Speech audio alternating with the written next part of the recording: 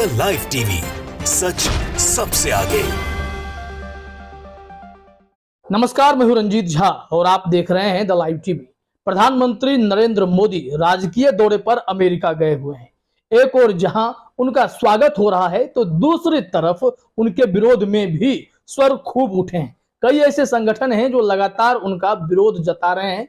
खुद वहां जो अमेरिकी संसद है उनके 75 सांसदों ने पत्र लिखकर कुछ गंभीर सवाल प्रधानमंत्री मोदी से पूछने के लिए जो बाइडेन से भी कहा है। इतना ही नहीं, चर्चा यह भी है कि जब प्रधानमंत्री मोदी पार्लियामेंट में भाषण देंगे, संसद में बोलेंगे, तो उस वक्त ये 75 सांसद बॉयकॉट भी कर सकते हैं, जो कि भारत की प्रतिष्ठा के लिए कतई सही नहीं है। ऐसा नहीं होना चाहिए। लेकिन इसके लिए जिम्मेदार कौन है, यह एक बहस का मुद्दा बन चुका है। दूसरी तरफ जो इस बीच खबर आ रही है कि सड़कों पर लोग प्रधानमंत्री मोदी के खिलाफ जो है विरोध प्रदर्शन दिखा रहे हैं। एक वीडियो अपने स्क्रीन पर देखिए, इसमें एक ट्रक गुजर रहा है।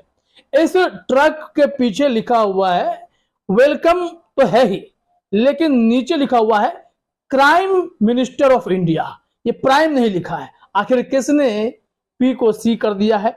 और ये अमेरिका में हो रहा है। कई लोग इकट्ठे भी हैं, कई लोगों के पास वेलकम मोदी है, लेकिन वो एंट्री ट्रक क्यों घूम रहा है, इसकी चर्चा सोशल मीडिया पर हो रही है। मोदी जी के खिलाफ इस तरीके से रोष अमेरिका में कभी नहीं देखा गया था। क्या यह भारत में बदलते सियासत का असर है, या फिर बीते कुछ समय पहले राहुल गांधी जब अमेरिका आए और उन्होंने जिस तरीके से भारतीय लोगों को अपने भाषण से, अपनी बातों से प्रभावित किया और मोदी सरकार के गलत नीतियों की पोल खोल डाली, उसका असर है? ये सारी चर्चाएं देश भर में हो रही हैं। एक और जहां गोदी मीडिया प्रधानमंत्री मोदी को लेकर खूब खबरें बना रहा है, अच्छी अच्छी हेडलाइन भी बना रहा है, दूसरी तरफ अमेरिका की स्थानीय मीडिया उस तवज्जो से कोई खबर इस मुलाकात को लेकर नहीं छाप रही है। ऐसी चर्चा है, लोग वहां कहते हैं कि अमेरिका में आए दिन राष्ट्राध्यक्ष किसी न किसी देश के आते रहते हैं। प्रधानमंत्री मोदी भी आए हैं, राजकीय दौरे पर आए हैं, सरकारी कार्यक्रम है, इसको लेकर ऐसी कोई चहल पहल नहीं है। दूसरी तरफ जो विरोध करने वाले हैं वो लगातार विरोध प्रदर्शन कर रहे हैं। इस वजह से हमने कहा कि अपने स्क्रीन पर जो यह ट्रक देख रहे हैं, इस ट्रक पे ध्यान से देखिएगा तो इसमें वही बातें लिखी हुई हैं, क्राइम मिनिस्टर ऑफ इंडिया। ये क्या क्राइम करते हैं, या इस तरीके से जो शब्दों का वहां चयन किया जा रहा है, क्या हमारे देश के प्रधानमंत्री के लिए उचित है?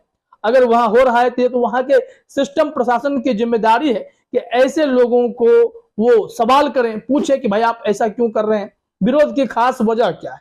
क्योंकि राजनीतिक दृष्टिकोण से नेता का विरोध करते हैं, वैचारिक दृष्टिकोण से हर एक लोगों का अपना पसंदीदा नेता होता है, राजनीतिक दल होता है।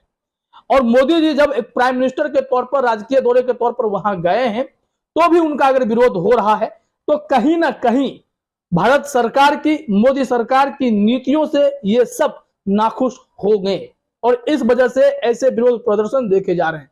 हमने आपको बीते दिनों एक हुटिंग का भी वीडियो दिखाया था, जो प्रधानमंत्री मोदी कार्यक्रम में शरीक हो रहे थे, स्टेज पर थे, लेकिन पीछे से कोई वीडियो बनाते हुए उन्हें हुट करने की कोशिश कर रहा था, पंजाबी में अभद्र भाषा का प्रयोग कर रहा था।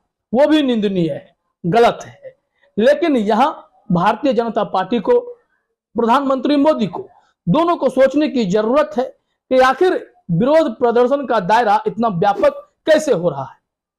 यहां आपको बता देना भी जरूरी है, जब प्रधानमंत्री मोदी ऑस्ट्रेलिया में थे, एक और जहां उन्हें ऑस्ट्रेलिया के प्रधानमंत्री ने बॉस कहा, 20,000 भारतीयों के भीड़ में वो लोगों को संबोधित कर रहे थे, उस वक्त भी भारतीयों का एक तबका ऑस्ट्रेलिया प्रधानमंत्री के आवास को घेरे हुए मोदी जी के खिलाफ नारे लगा रहा था। तो ऐसे में हर देश में अगर कोई पसंद करता है तो कोई विरोध भी करता है।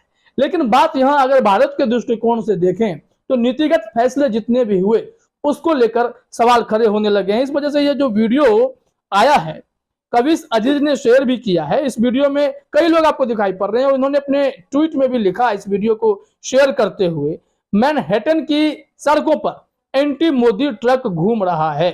उस एंटी मोदी ट्रक पर क्या लिखा हुआ है ये हमने आपको बता दिया। अब इससे भी बड़ी बात यह है कि अमेरिका के लोगों की नाराजगी प्रधानमंत्री मोदी से क्या है, मोदी सरकार से दिक्कत क्या हो गई, यह विरोध का स्वर क्यों उठा है। एक फैक्टर राहुल गांधी हो सकते हैं कि उन्होंने मोदी सरकार की पूरी सच्चाई या उनकी गलत नीतियों के बारे में लोगों को अवेयर कर दिया, क्योंकि उनसे पहले वही गए थे। लेकिन दूसरी तरफ बातें ये भी हैं कि जितने उन्होंने फैसले लिए हैं उसकी चर्चा वहां के अखबारों में हुई है। हमने एक रिपोर्ट हस्तक्षेप.com पर देखी है जो विदेशी मीडिया के ही आधार पर बनाई गई है। उसमें जो कॉलम लिखा गया, जो आर्टिकल है, उस आर्टिकल को ध्यान से देखना समझना जरूरी है। यहां पर कुछ ऐसी बातें हैं जो तर्कपूर्ण नजर आ रहे हैं और इस कारण से मोदी जी का वहां विरोध अगर हुआ है तो यह चिंता का विषय है। भाजपा को सोचना पड़ेगा, क्या यह 2024 मोदी जी के लिए बहुत भारी पड़ने वाला है? क्या प्रधानमंत्री जो है भारतीय जनता पार्टी से नहीं होंगे? क्या बीजेपी को बहुमत नहीं आने वाली है, वो सरकार से बाहर होने वाली है? तमाम ऐसी बातों के व्याख्यान आपको समझ में आएंगे, क्योंकि बात अगर दुनिया देशों में पहुंच रही है तो भारत के लोगों के बीच तो पहुंच चुकी है। अब देखिए, हस्तक्षेप ने हेडिंग में ही लिखा कि अमेरिका में पीएम का विरोध कौन कर रहा है और क्यों हो रहा है, यह सवाल है। अब इसी को लेकर हम चलते हैं थोड़े तार्किक पॉइंट पर कि क्या हुआ है, क्या दिक्कत है। Vox.com में एक सीनियर जर्नलिस्ट हैं, जैक व्यूचैम्प, उन्होंने पूरे आर्टिकल को प्रकाशित किया है और उसमें जानकारी दी है कि किन किन मुद्दों के चलते अमेरिका में भी विरोध हो रहा है मोदी जी का। कई बातों को उन्होंने जिक्र किया, लेकिन जो महत्वपूर्ण मुझे लगा, जिससे आप सब रूबरू भी होंगे, उसे जरा अपने स्क्रीन पर देखिए। उन्होंने लिखा है कि समय के साथ प्रधानमंत्री के अलोकतांत्रिक व्यवहार में तेजी आई है पिछले 1 साल में ही मोदी सरकार ने। और फिर पॉइंट्स है, यह है कि विपक्षी दल के नेता राहुल गांधी को एक मजाक के साथ कथित तौर पर प्रधानमंत्री को बदनाम करने के लिए 2 साल की जेल की सजा के बाद संसद से निष्कासित कर दिया, पहला मुद्दा। दूसरा, एक कुटिल अरबपति सहयोगी के माध्यम से कुछ शेष स्वतंत्र टेलीविजन स्टेशनों में से एक पर कब्जा कर लिया। तीसरा, सरकार की आलोचना करने वाले सोशल मीडिया पोस्ट को हटाने के लिए आधिकारिक पैनल बनाया गया। और फिर देखिए, नई दिल्ली और मुंबई में बीबीसी कार्यालयों पर छापा मारने के लिए अधिकारियों को भेजा, जिसे व्यापक रूप से मोदी की आलोचनात्मक डॉक्यूमेंट्री के प्रतिशोध के एक कदम के रूप में देखा गया। इस वजह से ये मुद्दे वहां पर उठे, मानवाधिकार का मुद्दा उठा, फ्रीडम ऑफ प्रेस का मुद्दा उठा, freedom of speech, freedom of expression की जो बात होती है उसका मुद्दा उठा, अल्पसंख्यकों के साथ जो प्रताड़ना किया गया है उसका मुद्दा उठा कि इन सब मामलों में मोदी सरकार नियंत्रण करने में, सही दिशा से इसे इंप्लीमेंट करने में फेल हो गई है। मोदी जी इन सब पर नजर तो बनाए हुए हैं, लेकिन एक्शन नाम की कोई चीज हुई नहीं। इसी को लेकर अमेरिका तक बात पहुंची है और जो 75 सांसदों ने पत्र लिखा, उन्होंने भी ऐसे ही मोटे मोटे मुद्दे उठाए और मोदी जी को घेरने की कोशिश की है। अमेरिका के जब सांसद इस तरीके से सवाल कर रहे हैं, वहां के स्थानीय भारतीय नागरिक इस तरीके से सवाल कर रहे हैं, तो भारत में इसका कितना व्यापक असर होगा, इसका चुनावी इफेक्ट क्या हो सकता है, ये सब समझना पड़ेगा। इस वजह से कई ऐसे वीडियोज वायरल हो रहे हैं। ट्रक वाला ये वीडियो है, उससे पहले स्टेज पर इस तरीके से अभद्र टिप्पणी करने वाले का वीडियो वायरल हो गया। लेकिन ये सब तरीका इतना उचित नहीं है।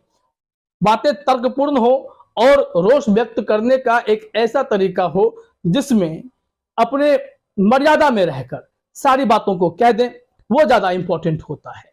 लेकिन अमेरिका में जहां एक और गोदी मीडिया मोदी जी के भजन गाने में व्यस्त है, भाजपा सरकार के सारी गतिविधियों को ऐतिहासिक करार देने में व्यस्त है, तो दूसरी तरफ इस तरीके के विरोध के स्वर भी उठ रहे हैं, जिसकी चर्चा भारत की मीडिया नहीं कर रही है। सोशल मीडिया के जरिए ये सब खबरें आ रही हैं जो हम आप तक पहुंचा रहे हैं। तो देखा आपने हस्तक्षेप.com में भी जो जानकारी दी गई है वो भी कितने तर्कपूर्ण है। फिलहाल इस वीडियो में इतना ही। आप सभी का हमसे जुड़ने के लिए बहुत बहुत धन्यवाद। द लाइव टीवी, सच सबसे आगे।